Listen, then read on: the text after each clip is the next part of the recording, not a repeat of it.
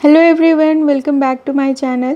आज हम लोग डिस्कस करेंगे नेफ्रॉन का structure in detail. Okay, so written aspect पे जाने से पहले अगर आप एक बार डायग्राम को नोटिस करें तो जो नेफ्रॉन है उसका दो भाग मेन होता है। एक होता है ग्लोमेरुलर कैप्सूल वाला भाग और एक होता है रीनल ट्यूब्यूल। ठीक है, तो एक रीनल कैप्सूल होता है जिसमें कि ग्लोमेरुलस आता है, जो आप ग्लोमेरुलर कैप्सूल देख रहे हो ऊपर में वो, और उसका पार्ट है बोमन कैप्सूल। ठीक है, उसके बाद आता है proximal convoluted tubule, then loop of Henle आता है जिसे लूप ऑफ नेफ्रॉन भी कहा जाता है। उसके बाद नीचे से अगर आप ऊपर जाएं कॉर्टेक्स की तरफ तो आपको दिखेगा डिस्टल कॉन्वोल्यूटेड ट्यूब्यूल, और डिस्टल कॉन्वोल्यूटेड ट्यूब्यूल जो है वो ओपन होता है कलेक्टिंग डक्ट में, और कलेक्टिंग डक्ट ही यूरिन को लेके जाता है रीनल पेल्विस तक, और रीनल पेल्विस से फिर वो यूरेटर से होते हुए यूरिनरी ब्लैडर तक मूव ऑन करता है। ठीक है, तो इसके अलावा यहाँ पे आपको कुछ ब्लड सप्लाई के चैनल्स दिखेंगे। जो एफरेंट आर्टेरियोल है वो ऑक्सीजनेटेड ब्लड लेके आता है किडनी तक, और इफरेंट आर्टेरियोल जो है यहाँ से ग्लोमेरुलस से फिर ओरिजिनेट करता है, और पूरे नेफ्रॉन में उसके चैनल्स प्रेजेंट होते हैं। मतलब चैनल प्रेजेंट नहीं होते हैं, पूरे नेफ्रॉन के अराउंड उसके चैनल्स जो हैं वो रैप्ड होते हैं for the reabsorption of useful material. और उसके बाद जब रीएब्जॉर्प्शन हो जाता है यूज़फुल मटेरियल का तो फिर वो वेन्यूल के फॉर्म में कलेक्ट करके ब्लड को और इन्फेरियर वेना केवा तक पहुंचा देता है। ठीक है, उसके बाद हम लोग डिस्कस करेंगे और बट आपको एक मैं स्टैंडर्ड डायग्राम दिखा रही हूँ ताकि आप आराम से समझ सको। हमें सबसे पहले नेफ्रॉन का डेफिनेशन याद रखना होगा कि nephron is a structure and functional unit of the kidney. Okay, so ये हमेशा पूछा जाता है कि ह्यूमन एक्सक्रीटरी सिस्टम का यूनिट क्या है, तो आपको बताना है कि नेफ्रॉन है। और हर एक किडनी में ह्यूमन एडल्ट में 1 मिलियन नेफ्रॉन प्रेजेंट होता है, अराउंड 1 मिलियन नेफ्रॉन प्रेजेंट होता है। ये स्ट्रक्चर है रीनल कैप्सूल का। और नेफ्रॉन जो है वो अभी डायग्राम में आपने जैसे देखा कि दो पार्ट में डिवाइडेड है। एक पार्ट को हम लोग कहेंगे रीनल कैप्सूल और दूसरे पार्ट को हम लोग कहेंगे रीनल ट्यूब्यूल। ठीक है, तो रीनल कैप्सूल का पार्ट होता है ग्लोमेरुलस एंड बोमन कैप्सूल। इसमें ये वाला जो भाग है ये ग्लोमेरुलस है, और ये वाला जो भाग है उसको हम लोग बोमन कैप्सूल कहते हैं। और इसके बाद हम लोग डिस्कस करेंगे रीनल ट्यूब्यूल के बारे में। तो रीनल ट्यूब्यूल में आता है प्रॉक्सिमल कॉन्वोल्यूटेड ट्यूब्यूल, फिर आता है लूप ऑफ हेनले, फिर आता है डिस्टल कॉन्वोल्यूटेड ट्यूब्यूल एंड उसके बाद कलेक्टिंग डक्ट। सबसे पहले तो आप ये देखो कि ये डायग्राम है मैलफेजियन कॉर्पसेल्स या जिसे रीनल ट्यूब्यूल कहा जाता है उसका। रीनल ट्यूब्यूल का दो भाग होता है, एक तो ग्लोमेरुलस होता है और दूसरा होता है बोमन कैप्सूल। तो अभी ग्लोमेरुलस आप देख सकते हो। ग्लोमेरुलस क्या है? It is a tuft of capillaries. इस तरह का गुच्छा होता है कैपिलरी का, और इसमें ये ना एनास्टोमोजिंग प्लेक्सस के फॉर्म में प्रेजेंट होता है। मतलब इस तरह से एक इफरेंट आर्टेरियोल है और ये एफरेंट आर्टेरियोल है और ये इफरेंट आर्टेरियोल है। और यहाँ पे क्या होता है कि इस तरह से बहुत सारा गुच्छा प्रेजेंट होता है ब्लड कैपिलरी का। आप देख सकते हो यहाँ डायग्राम में कि इस तरह से नहीं होगा, ये इस तरह से बंधा हुआ रहता है। ठीक है, और ब्लड इंटर करता है ग्लोमेरुलस में थ्रू द एफरेंट आर्टेरियोल, और ग्लोमेरुलस को एग्जिट करता है बाय द इफरेंट आर्टेरियोल। ठीक है, और जो भी ग्लोमेरुलर फिल्टरेशन अगर कोई एग्ज़ाम में पूछे तो आप आराम से बता सकते हो कि ग्लोमेरुलर फिल्टरेशन अकर होगा कहाँ पे? ग्लोमेरुलस में। ओके, तो second thing is Bowman capsule. ये वाला जो भाग है वो बोमन कैप्सूल कहलाता है, and it is composed of 2 layer. ये इनर लेयर कहलाएगा जिसको हम लोग विज़रल लेयर कहेंगे, और ये वाला जो लाइन है वो क्या कहलाता है? Outer layer, that is parietal layer. Parietal layer cover बना होता है किससे? स्क्वाइमस एपिथेलियल सेल से। और जो इनर लेयर है ना, जो इनर लेयर है विज़रल लेयर, उसमें भी एक लाइनिंग होती है स्क्वाइमस एपिथेलियल सेल की, लेकिन ग्लोमेरुलस की तरफ एक सेल की लाइनिंग होती है। उस सेल को हम लोग पोडोसाइट सेल कहते हैं। पोडोसाइट सेल में ना पैर जैसा बना होता है स्ट्रक्चर, इस तरह से, और ये एक तरह से फिल्टरेशन स्लिट बनाता है और ब्लड से यहाँ से जो भी सॉल्यूट को फिल्टर करना होता है वो इस कैप्सूल में इंटर करता है। पोडोसाइट सेल्स क्या होते हैं ना कि नेगेटिवली चार्ज्ड होते हैं, तो भी जो नेगेटिवली चार्ज्ड प्रोटीन्स होते हैं ना वो फिल्ट्रेट में नहीं आता है, ठीक है, फिल्टर होके वो वुमन कैप्सूल में नहीं आता है। तो नेगेटिवली चार्ज प्रोटीन जैसे कि एल्ब्यूमिन हो गया, ये सब बॉडी को ज़रूरत होती है, इस वजह से नेगेटिवली चार्ज प्रोटीन नहीं आते हैं, और जो पॉजिटिव चार्ज प्रोटीन्स है वो सब उनका फिल्ट्रेट हो जाता है, ठीक है। ये यहाँ पे एक्स्ट्रा बात हो गई। तो यहाँ पे आपको इतना ही समझना है कि ये वाला सेल का नाम बहुत अच्छे से याद कर लो, पोडोसाइट सेल। दूसरा किस साइड होता है, विज़रल लेयर में कि पेराइटल लेयर में, तो आपको बताना है कि विज़रल लेयर में प्रेजेंट होता है। पेराइटल लेयर किससे बना होता है, स्क्वाइमस एपिथेलियल सेल से।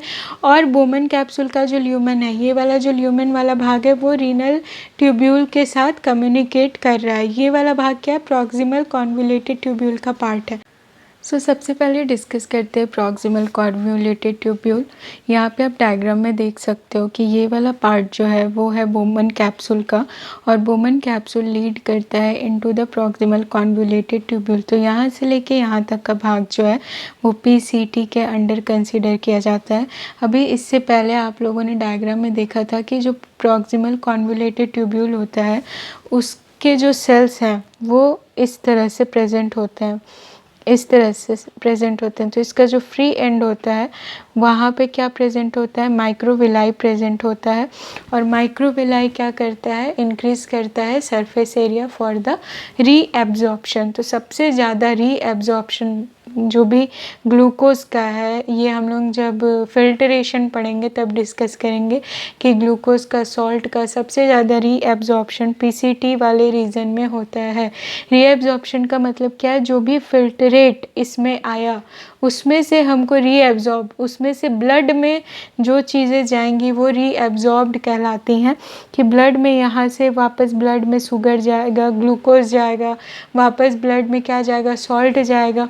तो सॉल्ट का जब रीएब्जॉर्प्शन कराना होता है ना तो वो होता है बाय द एक्टिव, वो क्या होता है, बाय एक्टिव प्रोसेस। तो एक्टिव प्रोसेस में क्या लगता है, हमेशा लगता है ATP। इस वजह से इन सेल्स में यहाँ जो बेसोलेटरल साइड है, जो बेस वाला साइड है, वहाँ पे क्या प्रेजेंट होता है, वहाँ पे प्रेजेंट होता है बहुत सारा माइटोकॉन्ड्रिया, और माइटोकॉन्ड्रिया का नंबर ज़्यादा होने की वजह से ATP ज़्यादा बनता है और सॉल्ट का रीएब्जॉर्प्शन ईजिली हो पाता है। लूप ऑफ हेनले का जो मेजर पार्ट है वो मेड्यूला में प्रेजेंट होता है, जैसा आप देख सकते हो। तो यहाँ से लेके ये वाला चीज़ और यहाँ तक, ये क्या कहलाता है, लूप ऑफ हेनले कहलाता है। लूप ऑफ हेनले में दो भाग है, एक तो डिसेंडिंग लूप ऑफ हेनले और दूसरा असेंडिंग लूप ऑफ हेनले, जो ब्लैक कलर से मैंने बनाया है, ठीक है। तो डिसेंडिंग लूप ऑफ हेनले का जो थिक पार्ट है वो, उसका जो डायमीटर है ना वो प्रॉक्सिमल कॉन्वोल्यूटेड ट्यूब्यूल जितना ही होता है, और इसमें क्यूबॉइडल एपिथेलियल सेल ही पाए जाते हैं। लेकिन PCT के कंपैरिजन में इसके जो क्यूबॉइडल एपिथेलियल सेल हैं उसमें माइटोकॉन्ड्रिया कम होता है और माइक्रोविलाई कम होता है, ठीक है। इसके अलावा हम लोग देख सकते हैं कि इसमें एक थिन लूप ऑफ हेनले भी है। तो डिसेंडिंग पार्ट में, डिसेंडिंग लूप ऑफ हेनले में जो थिन वाला सेगमेंट है उसमें फ्लैट एपिथेलियल सेल प्रेजेंट होता है, लेस माइटोकॉन्ड्रिया प्रेजेंट होता है और बहुत ही कम माइक्रोविलाई प्रेजेंट होता है।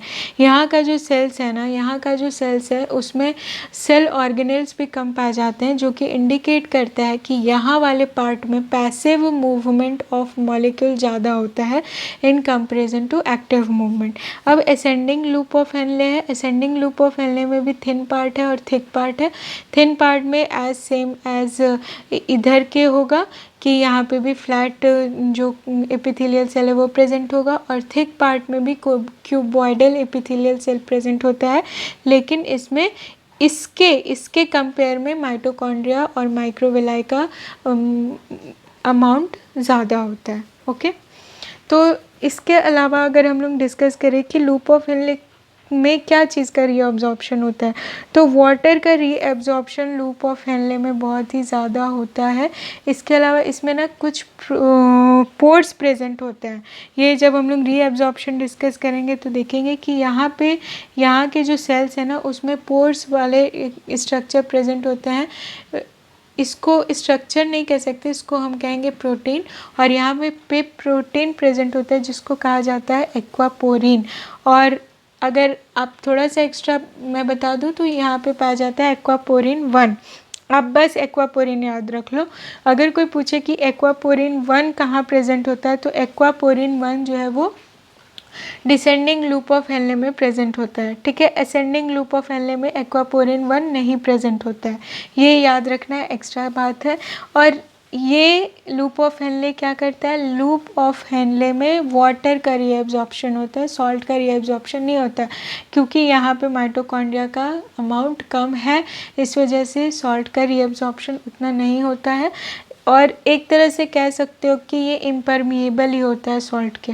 ठीक है, so next is the distal convoluted tubule. ये वाला जो भाग है यहाँ से लेके यहाँ तक, इसको हम लोग डिस्टल कॉन्वोलेटेड ट्यूब्यूल बोलते हैं। And it is lined by the cuboidal cell, लेकिन इसमें लेस माइक्रोविलाई होगा और इसमें ब्रेस्ट बॉर्डर नहीं प्रेजेंट होगा। जैसे कि हम लोगों ने देखा था कि ये माइक्रोविलाई था किसका, ये वाला सेल था क्यूबॉइडल सेल पीसीटी में। तो पीसीटी में यहाँ पे ना ब्रेस्ट बॉर्डर प्रेजेंट है, लेकिन इसमें जो डीसीटी में है, डीसीटी में ब्रेस्ट बॉर्डर नहीं प्रेजेंट है और कहीं कहीं पे क्यूबॉइडल सेल प्रेजेंट है विद द माइक्रोविलाई। ओके, ये वाला जो भाग है यहाँ से लेके यहाँ तक वाला भाग, उसको हम लोग जंक्शनल ट्यूब्यूल कहते हैं, जो कि कलेक्टिंग डक्ट से डीसीटी को कनेक्ट करता है। ठीक है, अच्छा, डीसीटी जो है वो किसका रीअब्जॉर्प्शन करवाता है, डीसीटी रीअब्जॉर्प्शन करवाता है सोडियम का बाइकार्बोनेट का। और यहाँ पे डीसीटी में प्रेजेंट होता है एक्वापोरिन 2। लूप ऑफ हेनले का जो ये डिसेंडिंग वाला है पार्ट, उसमें क्या प्रेजेंट होता है, एक्वापोरिन 1। और डीसीटी में क्या प्रेजेंट होता है, एक्वापोरिन 2। ठीक है, सबका अलग अलग फंक्शन होता है। एक्वापोरिन किस में काम आता है, रीअब्जॉर्प्शन में काम आता है। ठीक है, यहाँ पे किसका रीअब्जॉर्प्शन हो रहा था, वाटर का। और डीसीटी में किसका रीअब्जॉर्प्शन होता है, सॉल्ट का, क्लोरीन का, अगर कहे तो हम सोडियम का, और बाइकार्बोनेट का। ठीक है, समझ में आ गया। और एक्वापोरिन 2 का मेन काम क्या है, एक्वापोरिन नाम से समझ में आ रहा है कि वाटर का रीअब्जॉर्प्शन कराएगा। तो एक्वापोरिन से सॉल्ट एंटर नहीं करता है, सॉल्ट आता किससे है, वो सॉल्ट दूसरे चैनल से आता है। एक्वापोरिन 2 से क्या आता है, वाटर। तो वाटर का रीअब्जॉर्प्शन भी डीसीटी में होता है और वाटर का रीअब्जॉर्प्शन लूप ऑफ हेनल में भी होता है, लेकिन सबसे ज़्यादा रीअब्जॉर्प्शन वाटर का कहाँ होता है, लूप ऑफ हेनल में होता है। ठीक है, कलेक्टिंग डक्ट जो है वो क्या काम करता है, कलेक्शन का काम करता है। बहुत सारे नेफ्रॉन्स प्रेजेंट होते हैं ना, तो बहुत सारा ये वाला पार्ट जो है वो बहुत सारा होगा, तो कुछ यहाँ से कनेक्ट करेगा, कुछ यहाँ से कनेक्ट करेगा। तो जो कलेक्टिंग डक्ट है, ये वाला जो चीज़ है वो कलेक्ट करता है यूरिन को, जो भी फिल्ट्रेट है उसको, और उसके बाद यूनाइट होके एक डक्ट बनाता है जिसको कहते हैं डक्ट ऑफ बेलिनी। और यही डक्ट ऑफ बेलिनी, बहुत सारा डक्ट ऑफ बेलिनी क्या होगा, यूनाइट होके रीनल पैपिला में ओपन होता है। ठीक है, तो ये हमने 4 जो रीनल डक्ट्स हैं वो डिस्कस कर लिए। सो स्टूडेंट्स, थोड़ा सा हम लोग ब्लड सप्लाई डिस्कस कर लेते हैं कि ब्लड वेसल्स किस तरह से डिस्ट्रीब्यूटेड होते हैं थ्रू आउट द नेफ्रॉन। तो डॉर्सल ऑर्टा जो कि हार्ट से ओरिजिनेट करता है, वो एक आर्टरी के थ्रू किडनी तक पहुंचता है। आर्टरी को क्या कहते हैं, रीनल आर्टरी। और किडनी में ये इंटर करता है एज अ एफरेंट आर्टेरियोल।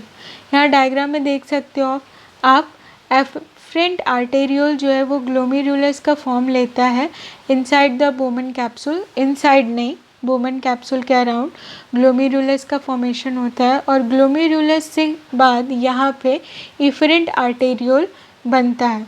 ठीक है, इफरेंट आर्टेरियोल क्या करता है, जो फिल्ट्रेट है उसको लेके जाता है। ठीक है, थ्रू आउट द नेफ्रॉन अब रन होगा। अब और यहाँ पे क्या होता है, यहाँ पे होता है रीअब्जॉर्प्शन। इफरेंट आर्टेरियोल फिर एक पेरीट्यूब्युलर कैपिलरी नेटवर्क में डिवाइड करता है, डिफ्रेंशिएट करता है, और ये जो DCT और PCT वाला पार्ट है, ये जो DCT है और ये जो PCT है, सॉरी ये जो DCT और PCT है, इसके अराउंड जो है वो क्या वाला पार्ट रहेगा, उसे हम क्या कहेंगे, पेरीट्यूब्यूलर कैपिलरी नेटवर्क। तो इस तरफ जितना भी चीज़ है ना, इस तरफ ब्लड वेसल का जो भी पार्ट है उसको हम लोग कहते हैं पेरीट्यूब्यूलर कैपिलरी नेटवर्क। उसके बाद ये डिवाइड होता है और बनाता है कैपिलरीज ऑफ वासा रेक्टा, ठीक है। तो capillaries of Vasa रेक्टा loop of Henley के चारों तरफ रैप्ड रहता है और पैरेलली भी रन करता है। कुछ फाइन नेटवर्क्स यहाँ पे प्रेजेंट होते हैं और कुछ जो कैपिलरीज के नेटवर्क्स हैं वो पैरेलली रन करेंगे for the sake of reabsorption of material, ठीक है। तो ये बनाते हैं डिसेंडिंग और असेंडिंग कैपिलरी। अब डिसेंडिंग और असेंडिंग कैपिलरी जो है वो इस डायग्राम में नहीं है, मैं आपको डिटेल डायग्राम दिखा दूंगी इसके बाद, कि डिसेंडिंग और असेंडिंग कैपिलरी फिर रीनल वेन्यूल बनाते हैं। रीनल वेन्यूल ज्वाइन करके रीनल वेन बनता है और रीनल वेन आपको किडनी के हाइलेस वाले पार्ट से निकलता हुआ नज़र आएगा और रीनल वेन फिर इन्फेरियर वेना केवा के साथ जाके ज्वाइन हो जाता है और फिर वो हार्ट में जाता है for the diffusion of gases. Okay, so ये आपका एक ब्लड सप्लाई का ओवरव्यू हो गया। सो स्टूडेंट, इस डायग्राम में आप केवल ब्लड वेसल पे ध्यान दो। तो सबसे पहले एफरेंट आर्टेरियल जो इंटर करता है ग्लोमेरुलस के फॉर्म में कन्वर्ट होता है, उसके बाद वहाँ से ओरिजिनेट होता है इफरेंट आर्टेरियल। इफरेंट आर्टेरियल जो है वो PCT और DCT दोनों को रैप कर रहा है, ठीक है। उसके बाद ये रन करता है parallelly to the loop of Henle और लूप ऑफ हेनल के चारों तरफ एक नेटवर्क बनाता है फॉर द रीअब्जॉर्प्शन, जिसे हम लोग पेरीट्यूब्यूलर कैपिलरीज कहते हैं, है ना। और उसके बाद ज्वाइन होके वेन में कन्वर्ट हो जाता है, ठीक है। तो आप इस तरह से डायग्राम देख सकते हो, याद रख सकते हो, ये डायग्राम बहुत ही ज़्यादा इम्पॉर्टेंट है। तो ये एक इम्पॉर्टेंट टॉपिक है जक्स्टा ग्लोमेरुलर एपरेटस, ठीक है। तो ये क्या होता है आप देख लो, बहुत ही ज़्यादा इम्पॉर्टेंट है। ये बोमन कैप्सूल है। बोमन कैप्सूल में क्या आता है, ग्लोमेरुलस आता है और इधर PCT होगा, फिर लूप ऑफ हेनले होगा, फिर क्या होगा, DCT। तो DCT का कुछ पार्ट एफरेंट आर्टेरियल के साथ कनेक्टेड होता है और उसी कनेक्शन को हम लोग जस्टा ग्लोमेरुलर एपरेटस कहते हैं, ठीक है। तो जस्टा ग्लोमेरुलर एपरेटस क्या है, it is formed by cellular modification, specialised area है और वेरी सेंसिटिव एरिया होता है ये वाला पार्ट। इन दोनों रीजन को हम नहीं कहेंगे, वो रीजन जहाँ पे एफरेंट आर्टेरियल के सेल्स DCT के सेल के साथ ज्वाइन करते हैं, अटैच होते हैं, उसे हम लोग क्या कहते हैं, जक्स्टा ग्लोमेरुलर एपरेटस कहते हैं। तो it is formed by the modification of cell in the DCT and efferent arteriole at the location of their contact, ठीक है। इसमें 3 इम्पॉर्टेंट सेल प्रेजेंट होता है इस रीजन में, और इस रीजन में 3 इम्पॉर्टेंट सेल क्या है, जक्स्टा ग्लोमेरुलर सेल एक, दूसरा होगा मैक्यूला डेंसा और तीसरा होगा लैसिस सेल। सो जक्स्टा ग्लोमेरुलर सेल जो है, जो यहाँ पे प्रेजेंट होता है, वो सिक्रीट करता है रेनिन। रेनिन क्या है, एक एंजाइम है और ये एक हार्मोन है। तो एग्ज़ाम में बहुत आता है कि रेनिन कहाँ से सिक्रेट करता है, कौन सा ऑर्गन सिक्रेट करता है, और बच्चे कंफ्यूज हो जाते हैं कि ये लीवर से सिक्रेट होता है या किडनी से सिक्रेट होता है। तो रेनिन हार्मोन कहाँ से सिक्रेट होता है, किडनी से सिक्रेट होता है from the juxtaglomerular cell. और रेनिन क्या करता है, ब्लड में जो एंजियोटेंसिनोजेन प्रेजेंट होता है उसको, ये इनएक्टिव फॉर्म में होगा ब्लड में, और ये उसको कन्वर्ट कर देता है एंजियोटेंसिन में, ठीक है। एंजियोटेंसिन का काम क्या होता है, ब्लड प्रेशर इंक्रीज़ कराता है। ब्लड प्रेशर कैसे इंक्रीज़ कराता है, पहले तो ये इंक्रीज़ कराता है secretion of aldosterone from the adrenal cortex. Adrenal cortex से जब एल्डोस्टेरॉन का सिक्रीशन बढ़ता है तो उसके बाद रीएब्जॉर्प्शन ऑफ सोडियम आयन बढ़ता है इन द DCT में सोडियम आयन का रीएब्जॉर्प्शन होता है, तो एंजियोटेंसिन के वजह से रीएब्जॉर्प्शन बढ़ता है। रीएब्जॉर्प्शन किसका बढ़ता है, वाटर का भी रीएब्जॉर्प्शन बढ़ता है। अब बताओ कि अगर ब्लड में वाटर रीएब्जॉर्ब होके बढ़ गया, सोडियम रीएब्जॉर्ब होके बढ़ गया, वाटर रीएब्जॉर्ब होके बढ़ गया, तो ब्लड का वॉल्यूम बढ़ेगा ना, ब्लड का वॉल्यूम क्या होगा, बढ़ेगा। जब ब्लड का वॉल्यूम बढ़ेगा तो कार्डियक आउटपुट भी बढ़ेगा और अल्टीमेटली ब्लड प्रेशर क्या होगा, इंक्रीज़ होगा। तो एग्ज़ाम में पूछ सकता है कि ब्लड प्रेशर इंक्रीज़ करने के लिए कौन सा हार्मोन रिस्पॉन्सिबल है, तो आप क्या बताओगे, रेनिन। कौन सा हार्मोन रिस्पॉन्सिबल है, तो आप बताओगे एल्डोस्टेरॉन। कौन सा केमिकल रिस्पॉन्सिबल है, तो आप बताओगे एंजियोटेंसिन। क्या एंजियोटेंसिनोजेन रिस्पॉन्सिबल है, नहीं। एंजियोटेंसिनोजेन क्या है, वो इनएक्टिव फॉर्म है, तो ये रहेगा ब्लड में तो कोई काम का नहीं रहेगा। ब्लड में एंजियोटेंसिन जब बढ़ता है तब ब्लड प्रेशर बढ़ता है। क्लियर। मैक्यूलर डेंसा, ये वाला जो सेल है ना, ये वाला ग्रीन कलर वाला, वो क्या है, मैक्यूलर डेंसा है। ठीक है, तो ये वाला सेल जो है वो मैक्यूलर डेंसा है। आप देख सकते हो ये किसका पार्ट है, डीसीटी का पार्ट है। तो वो एपिथेलियल सेल्स, डीसीटी के वो एपिथेलियल सेल जो कांटेक्ट में होते हैं एफरेंट आर्टेरियोल के और इफरेंट आर्टेरियोल के, उनको कहा जाता है macular densa.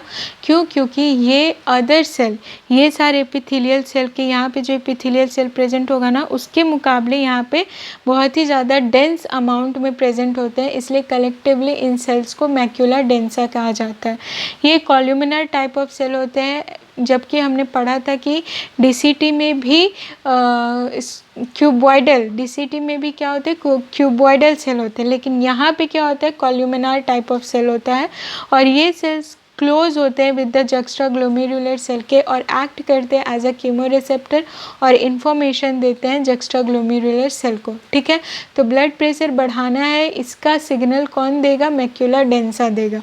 Okay, so third is lacis cell. Lacis cell कहाँ प्रेजेंट होता है, ये जो एफरेंट आर्टेरियोल के सेल्स हैं और जो डीसीटी के सेल्स हैं मैक्यूलर डेंसा, उनके बीच में प्रेजेंट होता है lacis cell as a form of lace like structure बनाता है। अगर ये आप देखो एफरेंट आर्टेरियोल और ये अगर देखो इफरेंट आर्टेरियोल और यहाँ पे अगर डीसीटी का सेल है, ठीक है, तो यहाँ पे लेस लाइक स्ट्रक्चर बनाता है कौन सा, लैसिस सेल, इस तरह से प्रेजेंट होता है। तो ये क्या हो जाएगा, लैसिस सेल प्रेजेंट होता है। इसका फंक्शन जो है ना वो अभी अननोन है, बट ये इन दोनों के बीच में ही प्रेजेंट होता है। एक चीज़ और इम्पॉर्टेंट है कि जो जक्स्ट्रा ग्लोमेरुलस एपरेटस है वो केवल जक्स्ट्रा मेड्यूलरी नेफ्रॉन्स में ही पाया जाता है। जक्स्ट्रा मेड्यूलरी नेफ्रॉन्स जो ह्यूमन में प्रेजेंट है, जिसका कुछ पार्ट जो बोमन कैप्सूल्स वाला पार्ट है और जो डीसीटी का मेजर पार्ट है जो कॉर्टेक्स में होता है, लूप ऑफ हेनले किस में होता है, मेड्यूला में होता है, वैसे जो नेफ्रॉन्स होते हैं उसी में पाया जाता है। जबकि कॉर्टिकल नेफ्रॉन्स जिसमें पूरा का पूरा भाग कॉर्टेक्स में होता है नेफ्रॉन का, लूप ऑफ हेनले भी, डीसीटी भी, पीसीटी भी और बोमन कैप्सूल भी, उसमें जक्स्ट्रा ग्लोमेरुलर एपरेटस देखने को नहीं मिलता है। ओके, सो आई होप आपको लेक्चर समझ में आ गया होगा और अगर कोई डाउट है तो प्लीज़ आप कमेंट में बताइए और अगर लेक्चर समझ में आया है तो प्लीज़ शेयर करिए अपने फ्रेंड्स के साथ और लाइक करिए और थैंक यू।